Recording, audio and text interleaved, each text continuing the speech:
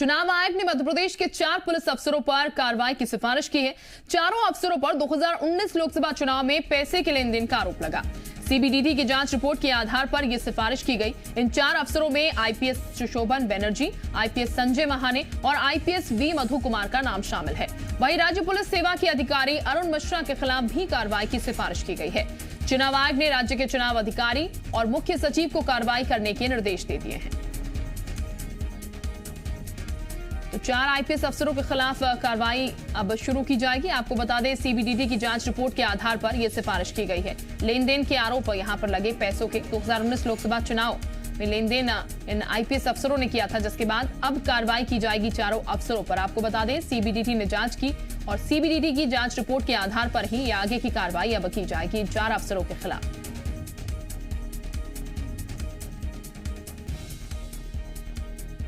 चुनाव आयोग ने मध्य प्रदेश के 4 पुलिस अफसरों पर कार्रवाई की सिफारिश की है और रिपोर्ट जो है वो रख दी है। यहां पर चारों अफसरों पर 2019 लोकसभा चुनाव में पैसों के लेन देन के आरोप लगे हैं। इसी के चलते अब ये कार्रवाई की जाएगी, क्योंकि सीबीडीटी की तरफ से रिपोर्ट जो है वो पेश कर दी गई है और इसी रिपोर्ट के आधार पर सिफारिश की गई है कि चारों के खिलाफ कार्रवाई की जाए।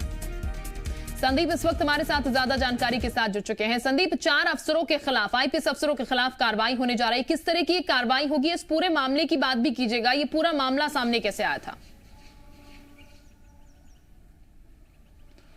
देखिए, कमलनाथ सरकार के दौरान इनकम टैक्स डिपार्टमेंट ने छापे मारे थे और इसमें 5 जगहों पर छापे मारे गए थे, जिसमें कमलनाथ के ओएसडी प्रवीण कक्कड़ के यहाँ पर भी छापा मारा गया था। और ये सारी जो कार्रवाई थी, इसके बाद में बहुत सारी परतें खुली और ये पता लगा कि हवाला कारोबार के जरिए राशि इधर से उधर की जा रही है। इसमें से 20 करोड़ की राशि कांग्रेस मुख्यालय यानी दिल्ली में भी पहुंचाई गई थी, इस बात का पता लगा था। इस पूरे छापेमार कार्रवाई में ये भी पता लगा कि इसमें कुछ अफसरों का भी इन्वॉल्वमेंट है। जब केंद्र सरकार की जांच एजेंसियों ने इस मसले पर जांच करना शुरू किया तो पता लगा कि एक आईएएस अफसर समेत, सीनियर आईएएस अफसर समेत 3 आईपीएस और एक राज्य पुलिस सेवा के अधिकारी ये भी इसमें इन्वॉल्व हैं। और इसीलिए अब जो कार्रवाई हो रही है वो चुनाव आयोग के निर्देश पर जो हो रही है और ये पता लग रहा है कि इस राशि का जो इस्तेमाल था वो लोकसभा इलेक्शन के दौरान किया गया था। तो अब अधिकारी जद में आए हैं और चुनाव आयोग ने जो निर्देश दिए हैं उसमें ये कहा है कि इनके खिलाफ में कार्रवाई की जाए।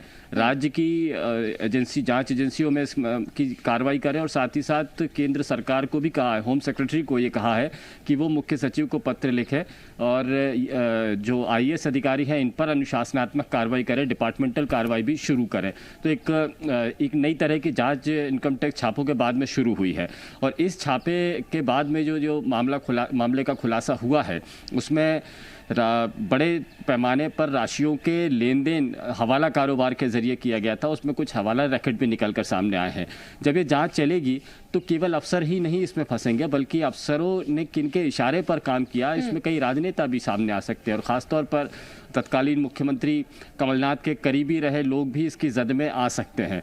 संभावना यही जताई जा रही, क्योंकि शुरुआत ही उन्हीं लोगों से हुई थी जो कमलनाथ के करीबी कहे जाते थे और उनके यहाँ पर छापे पड़े थे। तो अब अफसरों के बाद में उन पर भी कार्रवाइयाँ होगी, मामले दर्ज किए जाएंगे और एक लंबी चेन सामने आ सकती है जिसमें कि अफसर और राजनेताओं का गठजोड़ बड़े पैमाने पर राशि का इस्तेमाल कर रहा था, इधर से उधर कर रहा था। बिल्कुल संदीप, इंतजार इसका करना होगा कि अब कार्रवाई जब होगी इन आईपीएस ऑफिसर पर, जैसा कि बात आप भी कह रहे हैं, लगातार कुछ और नाम जो होंगे बड़े वो भी सामने निकल कर आएंगे। बहुत शुक्रिया आपका तमाम जानकारी देने के लिए संदीप।